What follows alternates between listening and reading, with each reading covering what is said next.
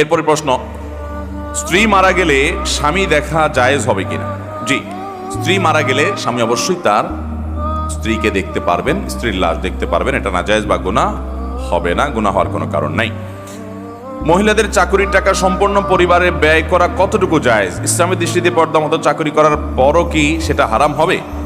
না ভাই, সেটা হারাম হবে কেন? কোনো নারী যদি পরিপূর্ণ পর্দা মেনটেন করে কোনো চাকরি করেন এবং কোনো ব্যবসা পরিচালনা করেন নিজের বাসা বাড়ি থেকে, নিজের অফিস থেকে, সেফ জায়গা থেকে, তার পর্দার কোনো অসুবিধা নেই, তার পার্সোনালিটিতে কোনো অসুবিধা তৈরি হয় না, পর্দার বিধিবিধান মেনে যদি তিনি কোনো চাকরি করেন সেটা জায়েজ হবে। কিন্তু মহিলার চাকরির টাকা স্বামীর সংসারে খরচ করতে তিনি বাধ্য না, এটা একান্ত তার। স্বামীর সংসারের সকল খরচ খরচা এটা বহন করতে বাধ্য কে? স্বামী নিজে। এখন স্ত্রী যদি স্বামীকে দয়া করে কিছু দান দক্ষিণা করে, কিছু দেয় আল্লাহর হস্তে, তাহলে সেটা স্বামীর জন্য খাওয়া জায়েজ আছে, সেটা দয়া হিসাবে। তা আমাদের দেশে এসব নাই। বহু ছোট লোক স্বামী আছে যে বউয়ের চাকরির টাকার সবটুকু দখলে নিয়ে নেয়, আছে না নাই? ইসলাম অর্থনৈতিক ব্যাপারে একেবারে পরিষ্কার অবস্থান নিতে বলেছে। আমাদের দেশে স্বামী স্ত্রীর টাকা পয়সার মধ্যে যত গোজামিল আছে আর কোথাও এই গোজামিল নাই। স্ত্রীর যে গহনা, এটার মালিক কে বলেন তো? স্ত্রী। বুঝে শুনে বলতেছেন? বউয়ের যে গহনা, তার যে অলংকার, স্বর্ণ, এগুলার মালিক কি বউ নিজে না স্বামী? এবার বলে স্বামী। কথা উল্টে গেছে। দেখেন, আপনারাই সন্দেহের মধ্যে পড়ে গেছেন। আমি যে গোজামিল বলছি সাথে বলছি। আচ্ছা, বউ মালিক যদি হয়, তাহলে আপনি বিদেশ যাওয়ার সময় এই স্বর্ণগুলা যদি বউর কাছে বলেন যে স্বর্ণগুলা দাও বিক্রি করে, আমার ভিসা কিনে বিদেশ যাব, আমি বিদেশে গেলে আবার তোমার কিনে দেব। বউ যদি বলে যে স্বর্ণ যেহেতু আমার, আমি তোমাকে দেব না, কারণ কেউ আমার কাছ থেকে লোন চাইলেই কি আমি দিতে বাধ্য? আমার বিশ্বাস হয় না তুমি আবার কবে চাকরি করে টাকা কামায় আমার দিতে পারবা কি পারবা না, সরি আমি তোমাকে দিলাম না। কি বলেন, এই অধিকার মহিলাদেরকে দেওয়া হয়? কোন ফ্যামিলিতে আছে এটা? কোন মহিলা যদি এটা বলে, ওই ঘরের ভাত কি তার কপালে আজ জুটবে? কি বলেন? তাহলে মহিলা মালিক কেমনে হইল? একটু আগে না বললেন মহিলা মালিক, তো মালিক হলে মালিকের এই দুরবস্থা থাকে? আচ্ছা, আরেকটা এক্সাম্পল নেই, চলেন। যদি কোনো মহিলা বলে যে স্বর্ণ গহনা এগুলো তো আমাকে দিয়ে দিছো তুমি, তোমার বাপরা দিছে, তোমরা দিছো, বিয়ের সময় মহর হিসাবে দিছো, যেমনি দিছো।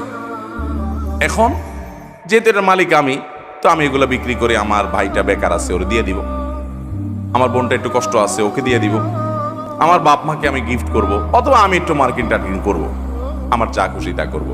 মহিলা যদি সব স্বর্ণগুলো নিয়ে স্বর্ণকারের দোকানে বিক্রি করে ফেলায়, কি বলেন, ওই সংসারে ভাত খাইতে পারবে?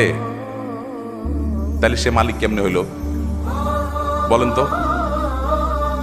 আচ্ছা, এবার আপনি বলবেন তাহলে ঠিক আছে হুজুর, তাহলে স্বামী মালিক, তাইলে আরেক ভেজাল হবে। স্বামী যদি মালিক হয়, তাহলে স্ত্রীকে যে মহারণা দিছে, এ মহারণা যদি তার মালিকানাই থাকে, মহারণা আদায় হয়েছে? বুঝেন নাই কথা? আপনি 5 ভরি 3 ভরি 2 ভরি স্বর্ণ দিলেন, কি বাবদ? মোহর বাবদ। মোহরটা এটা তো স্ত্রীর প্রাপ্য। আল্লাহ বলেছেন ওয়াতুন নিসা সাদকাতিহিন্না নিহলা। মহিলাদেরকে এত ঠকান এদেশে ঠকানো হয়, পৃথিবীর অন্য কোনো দেশে আছে কিনা জানি না আমি। এদেশে অবশ্য ভারত বা অন্যান্য দেশে যেতে আমরা অনেক ভালো আছি, কিন্তু তারপরে আমরা এখন অ্যাজ এ মুসলমান আমরা অনেক পিছিয়ে আছি। পৃথিবীর অন্য কোনো মুসলমান দেশের সাথে তুলনা করলে আমরা এই জায়গায় খুব বাজে একটা জায়গায় আছি। মহিলাদের অধিকার আমরা নষ্ট করি, ধ্বংস করি।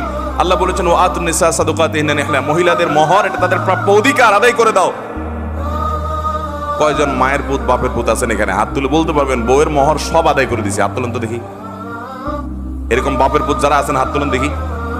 দেখেন, একজন বাপের পুত পাইছি, আর সব মায়ের পুত। পিছনে দেখিনি আমি, সামনে দেখতেছি তো, আমার তো পিছে চোখ নাই রে ভাই। আচ্ছা নামান।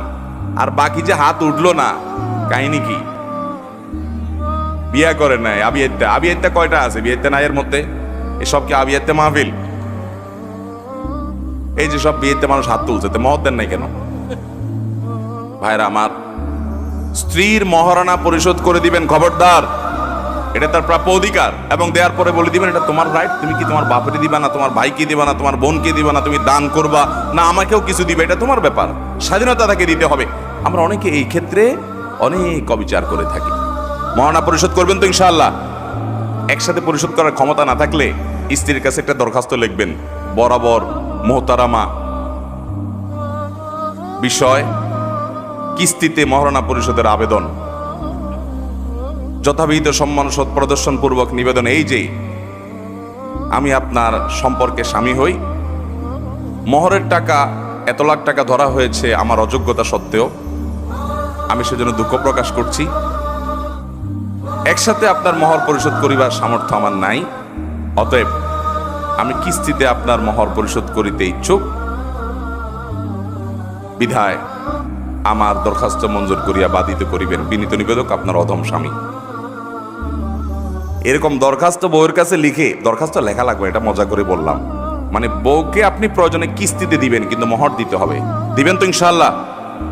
এবং দেওয়ার পর আবার ছোট লোকের মতো দাঁড়ায় থাকবেন না যে কি করবা, সে কি করবে এটা তার ব্যাপার, আপনি তাকে জোর করতে, হ্যাঁ অবশ্যই। এটা শুনে আবার আমাদের মা বোনরা মাস্তানি শুরু করেন না যে স্বামীকে আর জিজ্ঞাসা করবো না, যা খুশি করবো। আমাদের দেশে বেশিরভাগ মানুষ মধ্যবিত্ত, নিম্ন মধ্যবিত্তের মানুষ। স্বামী স্ত্রী পরামর্শ করে যাতে এটা কল্যাণকর কিছু হয় সেটা করবেন। আমি আমার মোহরের টাকা দিয়া আমার স্ত্রীকে 1 কাঠা জায়গা কিনে দিয়েছি কামরাঙ্গীর চরে, এবং ভদ্র মহিলাকে মোহরের টাকা দেওয়ার পরে দেখি বাসায় ফেলে রাখছে অনেকদিন। কি ব্যাপার, বাসায় ফেলে রাখছো কেন? তোমার মোহরের টাকা আমার বাসায় এই আলমারিতে কেন? তো বলে আমি কি করব? আমি বললাম এটা তোমার দায়িত্বে নাও, তোমার ড্রয়ারে নাও, তোমার নিয়ন্ত্রণে নাও। বলে আমি কি করব? তা আমার দেশে মেয়েরা এত আলাবোলা, এত সোজা, ওই সুযোগে পুরুষগুলো সব বাটপারি করে মেয়েদের সাথে। অতএব বাটপার স্বামী হবেন না, ভালো স্বামী হবেন। বইয়ের যদি গহনা বিক্রি করা লাগে তার অনুমতি নেবেন। যাই হোক, আমার মূল প্রশ্নের উত্তরে আবার ফিরে আসি।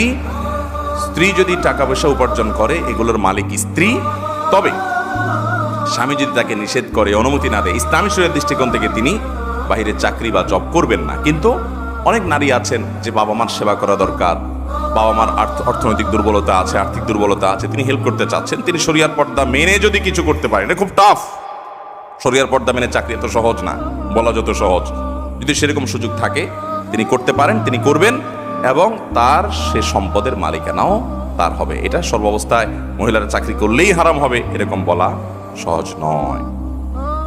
আমি একজন বিউটিশিয়ান, আলহামদুলিল্লাহ। আমি আমার কাজ যথেষ্ট পর্দার সাথেই করি। যেহেতু আমি একজন বিউটিশিয়ান, সেক্ষেত্রে আমাকে ব্রু প্লাগ করে দিতে হয়। আমার এই কাজ কি হারাম হবে? দেখুন, মেয়েদের জন্য ব্রু প্লাগ করা এটা সুস্পষ্টত নাজায়েজ এবং গুনাহের কথা, হারাম।